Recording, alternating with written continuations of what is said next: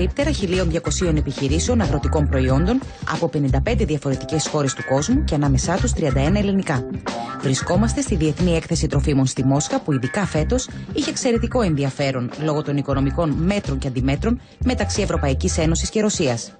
Νέες χώρες προσπαθούν να πατήσουν πόδι στην τεράστια αγορά της Ρωσίας, ενώ παλαιότερες όπως η Ελλάδα βάζουν τα δυνατά τους για να μη σβήσουν όσα με πολύ κόπο έχουν καταφέρει.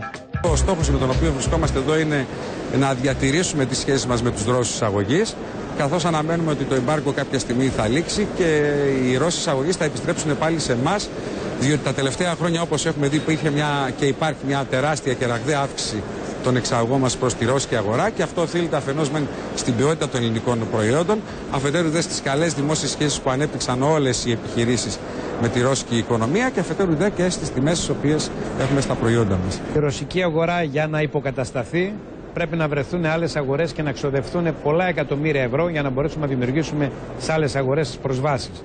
Σκεφτόμαστε να ξεκινήσουμε σύντομα. Συζητάμε με το Υπουργείο Αγροτικής Ανάπτυξης τέλος Νοέμβρη να συμμετέχουμε σε μια έκθεση στις αραβικές χώρες.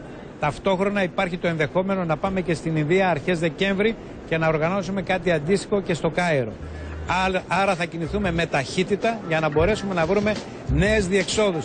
Σε μια δύσκολη περίοδο, κατά την οποία πολλές ελληνικές επιχειρήσεις έχουν ζημιωθεί από τη ρωσική απαγόρευση, οι Έλληνες παραγωγοί προτίμησαν να μην εγκαταλείψουν τα όπλα, αλλά να δώσουν ένα εντυπωσιακό παρόν στη Διεθνή Έκθεση Τροφίμων στη Μόσχα.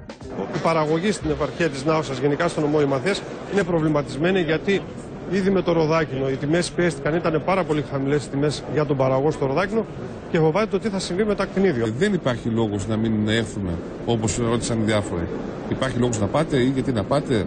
Και δεν είναι μόνο το κόστος του περιπτέρου ή της όλης διοργάνωσης που ήδη είχε προπληρωθεί. Είναι το εμπορικό κομμάτι. Δηλαδή έχουμε αναπτύξει ένα πελατολόγιο και ένα κύκλο γνωριμιών και συνεργατών που δεν τον αφήνεις εύκολα. Δηλαδή κάναμε χρόνια για να ανοίξουμε αυτή την αγορά. Θεωρούμε ότι δεν εξαρτάται τόσο πολύ από εμάς το να επανακτήσουμε, ας το πούμε, όταν τελειώσει το εμπάργκο, τις πωλήσεις μας σε αυτή τη χώρα, αλλά ελπίζουμε ότι θα γίνει κάτι τέτοιο μέσα από την διατήρηση, ας το πούμε, των σχέσεων με τους πελάτες μας. Λάδι, κρασί και ελιές είναι τα προϊόντα που διακινούνται ελεύθερα, εκτός εμπάργκο, σε αντίθεση με τις κομπόστες και το χυμό ροδάκινου, τις φρουτοσαλάτες, τα φρούτα και τα γαλακτοκομικά. Είναι η τρίτη φορά που ερχόμαστε. Προσπαθούμε να επεκτείνουμε τις δραστηριότητες της Ένωσης, ειδικά τη διάθεση της γραβιέρας, η οποία, δόξα τω Θεώ, πάει πάρα πολύ καλά. Ποιος είναι ο στόχος όσον αφορά την αγορά της Ρωσίας? Να δούμε τη γραβιέρα να άξουν στα ρωσικά σούπερ μάρκετ. Σαφώς είναι πρόβλημα να πείσουμε για το προϊόν μας, σαφώς ο ανταγωνισμός είναι πολύ μεγάλος, κυρίως από χώρες όπως η Ιταλία, η Ισπανία, που έχουν διεισδύσει σε αυτές τις αγορές πολλά χρόνια πριν από εμάς και έχουν κάνει πολλή δουλειά πάνω σε αυτό. Αλλά πιστεύω ότι το μεγαλύτερο πρόβλημα είναι να λύσουμε προβλήματα γραφειοκρατικά και προβλήματα που έχουν να κάνουν και με τις ρωσικές αρχές και με τις ελληνικές αρχές. Και αν το καταφέρουμε αυτό, θα λύσουμε όλα τα άλλα. Στην καρδιά της Ρωσίας, στη Μόσχα, πραγματοποιείται η 23η Διεθνής Έκθεση Τροφίμων. Η Ελλάδα για άλλη μια χρονιά δίνει το δυναμικό παρόν, προσδοκώντας στην καλή συνέχεια των σχέσεων με το σημαντικότερο εμπορικό της εταίρο, τη Ρωσία. Perfetto. Οι Ρώσοι αγαπούν τα ελληνικά τυριά. Αγαπάνε πολύ τη φέτα, φυσικά. Περισσότεροι επισκέπτες είναι Ρώσοι. Υπάρχουν επίσης και από τις αραβικές χώρες αρκετοί που δείχνουν ενδιαφέρον, από την Ινδία, αλλά οι περισσότεροι είναι Ρώσοι. Αυτό που τους κάνει εντύπωση είναι ο γίγαντας. Επειδή δεν έχουν τόσο μεγάλα φασόλια, οπότε εντυπωσιάζονται με το γίγαντα. Αυτό που παρουσιάζουμε είναι ότι το προϊόν έχει μια ιδιαιτερότητα, γιατί καλλιεργείται σε ιδιαίτερα μικροκλίματα. Μιλάμε για τον παραδοσιακό τρόπο που γίνεται η καλλιέργεια και το γεγονός ότι προσπαθούμε να διασώσουμε αυτή την κουλτούρα. Αυτό αρέσει. Αρέσει όχι στην μάζα, αλλά αρέσει στους ανθρώπους που ψάχνουν φυσική τροφή. Εδώ η αγορά της Ρωσίας, όλοι με ρωτάνε, πιο πολύ ζητάνε το κόκκινο κρασί. Αλλά όποιος δοκιμάζει το λευκό κρασί, δηλαδή λέει wow, δηλαδή τι ωραία είναι, τους αρέσει πάρα πολύ. Ελαιόλαδο, τυριά, όσπρια, φρούτα και δεκάδες άλλα ελληνικά προϊόντα διεκδικούν την προσοχή της ρωσικής αγοράς σε μία από τις μεγαλύτερες εκθέσεις τροφίμων στον κόσμο.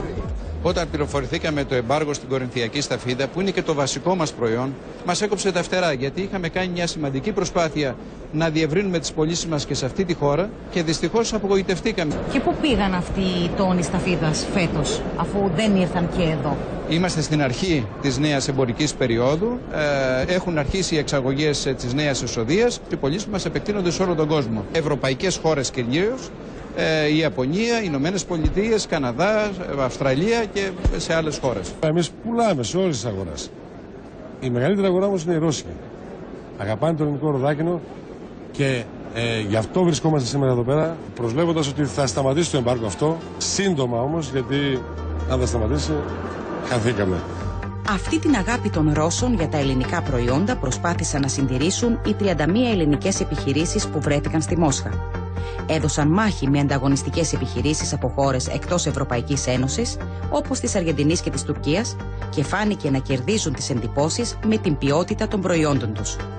Όλα βέβαια θα κριθούν από τη διάρκεια των εμπορικών μέτρων Ευρωπαϊκής Ένωσης και Ρωσίας, καθώς όσο δύσκολα χτίζονται σχέσεις εμπιστοσύνης στο εμπόριο, άλλο τόσο δύσκολα συντηρούνται μέσα σε ένα φιλόξενο πολιτικό περιβάλλον.